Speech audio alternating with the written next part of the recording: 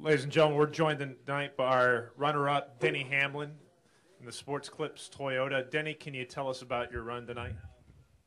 I was good for a little while, but you know, usually when you have cars this good and things never work out in the end, and it's just a case of that tonight. We had a great Sport Clips Toyota. It's just one of those days where you got a great car and you just wait on the caution to come, and it did. And we during those cautions, our car ran extremely hot, and it lost a cylinder there at the very end. So nothing I could do. I just gassed it up on the restart, and those guys kind of just drove right by us, and so could have used a little more power, but that's just one of those things that still a solid run.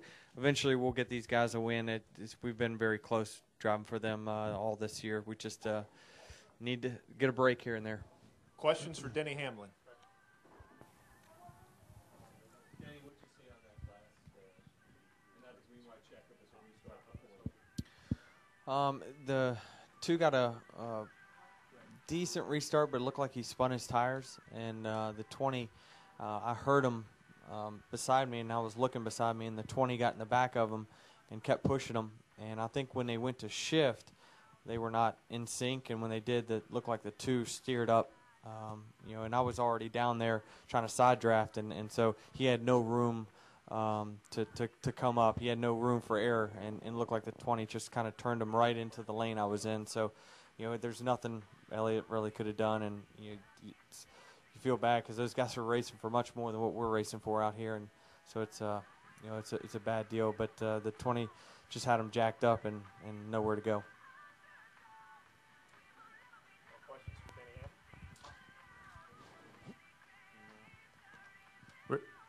We're joined tonight now by our third-place finish driver, the Snap-on Dodge, Brad Keselowski. Brad, can you tell us a little bit about your run out there tonight? Yeah, okay night. I don't think we were. Yeah, is this thing not working? Yeah. How about that one? Hey, there we go. It was an okay night, but I don't think we were as strong as probably the 18 and the 54, and who knows, maybe the 2. But we're okay, and just kind of used last few restarts to move our lane and get somewhere and get a top 3. So that was solid. We just need a little more speed to be able to run and contend for a win, and we're working on that. But happy to get a solid finish. This is my best finish here.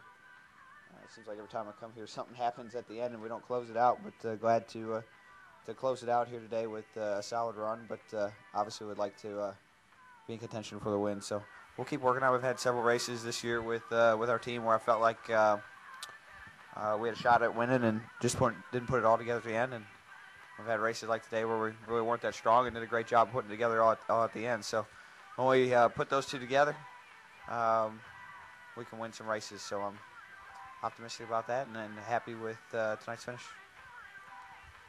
Any more questions here from the media center?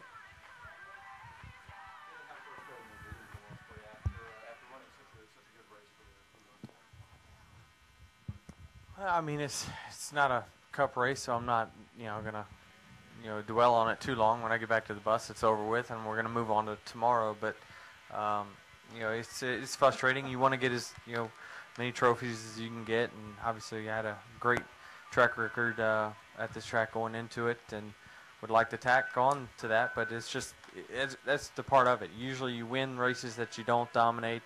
The ones you dominate, something usually happens at the end, and it's just one of those days for us where we didn't, we had the cautions that really took a big lead away, and then after that we just couldn't do anything when we lost that cylinder.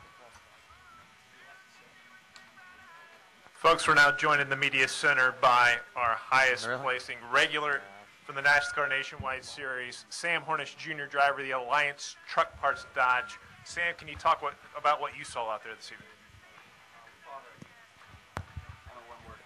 Check. There we go. We followed a really loose race car for most of the night, about 75% of the race. Made some good adjustments on it. Finally felt like we were going to be able to move forward, and then we got a whole bunch of yellows at the end when we felt like we had a good long run car. So just happy that we got out of here with a top 5. Beat all the guys that were racing for points. Didn't probably beat them by as much as we'd like to have, but all in all, we'll take what we can get and move on to the next race and always like coming to Darlington. This is the first time I think I finished on the lead lap at Darlington, except maybe the other nationwide race I ran. But it's a fun racetrack, a lot of fun to come out here, and just happy that that it's over and didn't tear up our car too bad. Jim Uttershaw, observer for Denny. Right before, I think it was Brendan Gaughan that wrecked, you looked like you were going to catch Elliott. Did that give you some idea about how things might play late in the race tomorrow night? Yeah, I mean, yeah.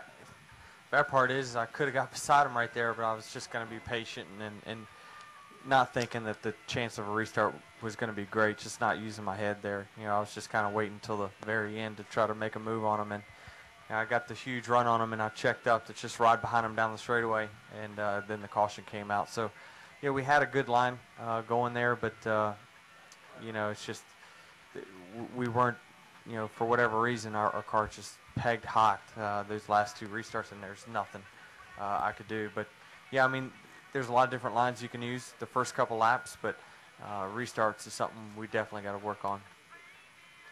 I got to work on.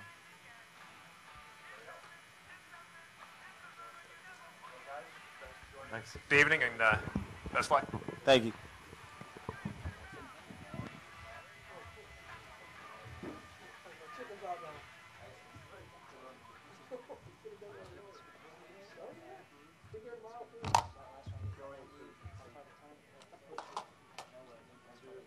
Go for it, sir.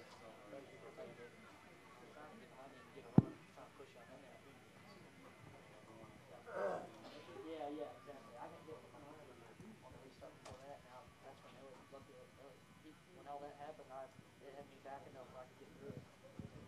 Hey, I'll get a hold of you this week if you want to go over. Yeah. Sure.